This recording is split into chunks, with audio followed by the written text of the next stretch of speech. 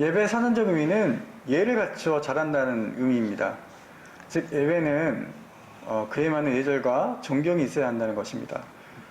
그런데 예배는 이런 부분만 있는 것은 아닙니다. 하나님 앞에서 예를 갖추어 잘한다는 것은 다른 한자어 경배라고 볼 수 있는데, 경배는 예배의 일부분이지 전부는 아닙니다. 우리가 예배하면 딱 떠오르는 구절이 요한복음 4장 24절인데요. 거기에 예배는 헬러 프로스쿠네인이라는 단어인데요. 일반적으로 여기서 예배는 기도를 뜻한다고 보는 의미가 있습니다. 그러니까 예배학자들은 이 예배란 말을 예배란 용어를 사용할 때 가장 많이 대표적으로 사용하는 의미의 헬라어로 네이트루기아라는 단어를 사용하고 있어요. 이 단어는 네이토스, 민중, 평민이라고 뜻하는 이 헬라어와 에르곤, 행동, 섬김이라는 이 헬라어가 둘이 이제 만나서 만든 합성어인데요. 즉 예배란 말을 이렇게 우리가 해석해 보자면 하나님의 백성으로 해야 될 행동, 즉 하나님을 위해서 인간들이 하는 노동 혹은 행동, 봉사라고 할 수 있습니다. 그래서 이 단어에서 바로 예전을 뜻하는 리터지가 나왔습니다. 우리는 이 예배를 주일에 드립니다. 주일은 안식일 다음날 주님이 부활하신 날을 기억하고 기념하는 날입니다. 그래서 유대인들이 대부분이었던 초대 기독교인들은 안식일이 아닌 주일을 지켰습니다. 그래서 학자들은 주일을 작은 부활절이라고 부르고 있습니다. 요즘 일부 대형교회에서는 주일 예배를 여러 번 드리기도 하지만 아직까지 상당수의 그리스도인들은 보통 이제 주일 오전 11시에 드리는 예배를 대예배라고 부르고 이 예배가 중요하고 되도록 시간을 지키려고 노력을 합니다. 신약성경에 나오는 예배 시간은 오전 11시가 아니었습니다. 먼저 유대인들이 날짜를 어떻게 계산했는지 그 개념을 알아야 합니다. 신약성경이 기록될 당시의 유대인들은 저녁 해질녘부터 보통 저녁 6시 정도로 보는데 그때 하루를 시작을 해서 다음날 저녁 6시경까지를 이제 하루로 계산을 한 거죠. 그래서 저녁부터 다음날 오후까지가 이제 하루인 셈인데, 하나님이 천지를 창조하실 때 일을 기록한 창세기 1장을 보면 저녁이 되고 아침이 되라는 표현이 있는데, 사실 이런 사실을 반영을 한 거죠. 네. 사도행전 20장 7절에 보면 그 주간의 첫날에 우리가 떡을 떼려 하여 모였더니 바울이 이튿날 떠나고자 하여 그들에게 강론할세 말을 밤중까지 계속하매라고 기록하고 있습니다. 이 본문은 바울이 밤늦도록 강론하고 성만찬을 함께 나눈 뒤 새벽에 다운 행선으로 떠났다고 말합니다.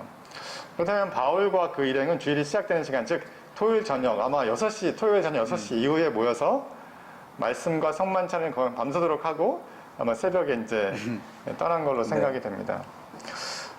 주후 112년에 로마의 플린이라는 사람이 있는데, 이분은 이제 비두니아, 지금의 터키 북부 지역의 지방장관이었는데, 이분이 로마 황제 트리아노스에게 쓴 편지가 있어요. 이 편지를 보면 초대 그리스도인들의 어떤 그 예배의 모습 이런 것들을 알 수가 있는데, 당시 그리스도인들은 매주 정해진 날, 이 정해진 날에 새벽 전에 모여서 예수님을 찬양했다고 기록을 하고 있어요. 네. 근데 아마도 이 정해진 날이 이제 많은 학자들은 주일이라고 생각을 하는데, 주일날 새벽 이전에 모여서 이제 아마 예배를 드렸다고 기록을 하고 있고, 그러다가 주 321년 콘스탄티누스 황제가 일요일을 공휴일로 지정하면서 점차 새벽이 아닌 아침에 이제 예배를 드리게 된 것입니다. 그리고 1644년에 만들어진 웨스트민스터 예배 모범을 보면 주일 예배를 오전에 하는 것으로 전제를 하고 있어요. 그리고 18세기 미국 감리교회는 주일 예배를 오전과 오후에 걸쳐서 진행했는데, 이 중 오전 예배가 좀 더 격식을 갖춘 예배였다고 합니다.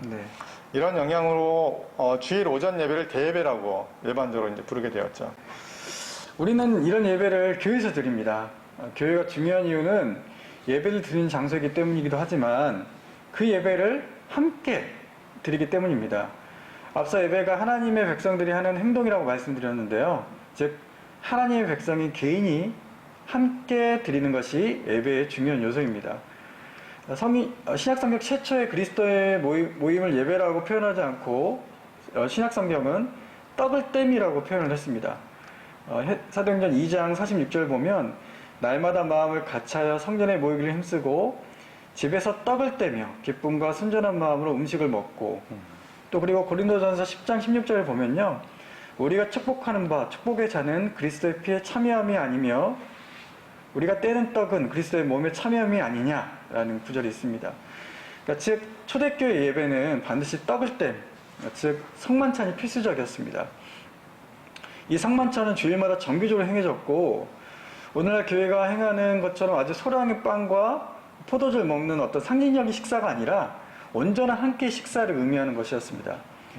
함께 먹고 마시고 말씀을 나누고 기도하는 것이 예배 본래, 초대교회 예배의 본래 모습이었습니다. 여기서 함께란 말을 빼면 예배라고 부를 수 없을 것입니다. 이런 의미를 본다면 주일 오전 11시에 나 혼자 골방에서 혹은 기도원에서 신앙행위를 한다고 해서 그것을 예배라고 볼 수 있을지는 의문입니다. 또한 주일 오전에 교회에 함께 있다고 해서 몇몇의 소수 인원들이 찬양하고 기도하고 또 성경 읽고 헌금까지 드린 다음에 우리는 예배를 드렸다라고 말하기도 좀 어려울 것 같아요. 예배는 사적인 모임이 아니라 공적인 모임이기 때문에 진정한 의미에서 예배는 그게 모든 구성원들이 함께 드리는 것입니다. 이 주일 성수는 그리스도인에게 있어서 중요한 덕목입니다. 주일과 예배의 의미를 생각한다면 우리는 반드시 함께 예배해야 합니다. 하지만 요즘 사회에서 이것을 하기가 구조적으로 참 쉽지 않은 것 같아요. 네. 주일에 영업을 해야 하는 업종이 많이 있습니다. 예를 들면 백화점이나 쇼핑센터, 여행업 같은 경우는 주말에 더 일이 네. 많죠. 네. 네. 더불어서 뭐 의료인이라든지 또 경찰, 소방관 이런 분처럼 이 사회의 어떤 안전을 유지하기 위해서 일하는 분들은 24시간 일을 해야 돼요. 그래서 이런 필수 인력들도 있고 할 수 있다면 일주일에 하루 주일이라도 쉴 수 있는 사회적 여건을 만드는 것이 필요하고 중요할 것 같아요. 그리고 불가피하게 주일에 일을 해야 하는 직업의 경우에는 다양한 방법을 통해서 하나님을 예배하는 창조적인 지혜가 필요합니다. 네. 뭐 주일에 근무가 끝난 다음에 저녁 예배를 드릴 수도 있겠고 주중에 하루를 개인적인 안식일로 삼고 주중에 있는 교회의 어떤 예배를 통해서 주일 예배의 의미를 부여해서 이렇게 드릴 수도 있겠습니다. 또한 코로나19 팬데믹을 겪으면서 또 함께 모여서 예배를 드릴 수 없는 상황이 되어버렸죠. 네. 이런 상황에서 온라인이라는 수단을 통해서 또 더불어서 함께 이런 공적 예배를 드릴 수 있겠습니다. 네. 그러니까 예배는 우리가 하나님 위해 해야 될 일이라고 저희가 이제 옆에서 정의를 했죠. 많은 예배학자들이 그렇게 정의하고 있습니다. 그러니까 즉 하나님을 기쁘게 하시는 일, 영화롭게 하는 일이 바로 예배의 본질입니다.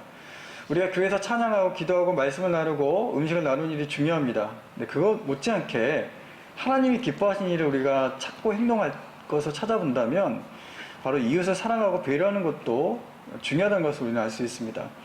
아울러 미디어 매체를 이용해서 교회 공동체성을 유지하고 굳건히 하는 일에 교회와 교우 모두 힘을 모아야 합니다. 주일 예배는 기독교인들이 포기할 수 없는 가치입니다. 하지만 그것을 막는 사회적 구조와 상황 앞에서 무작정 주일 성수를 강조하기보다는 시대에 맞는 다양한 방법을 우리가 생각해 보는 것이 필요할 것 같습니다. 결국 주일을 지킨다는 것은 주님의 부활을 기억하는 것이고 예배는 공동체가 함께 한마음으로 하나님이 기뻐하시는 일을 하는 것임을 우리가 기억한다면 우리가 이 상황에서 이 사회적 구조나 이 팬데믹의 상황에서 다양한 지혜를 통해서 예배를 공적으로 우리가 드릴 수 있을 것입니다. 오늘 방송은 여기까지입니다. 시청해주신 여러분 감사합니다. 감사합니다.